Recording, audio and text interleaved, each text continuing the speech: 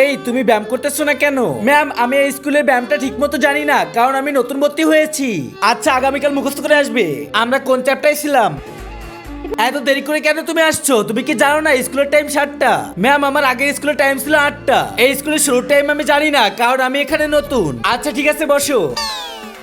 Ma'am আমি কি ওয়াশরুমে যেতে পারি? ম্যাম আমি কোর সাথে ওয়াশরুমে যাব? কেন? কারণ আমি ওয়াশরুমটা চিনি না, আমি নতুন স্টুডেন্ট। আচ্ছা ঠিক আছে যাও। শোনো জানো আমি আগে যে স্কুলে ছিলাম ওই স্কুলে আমি খুব ফেমাস ছিলাম, কারণ আমি ক্লাসের মনিটর ছিলাম আর আমার অনেক বন্ধু ছিল।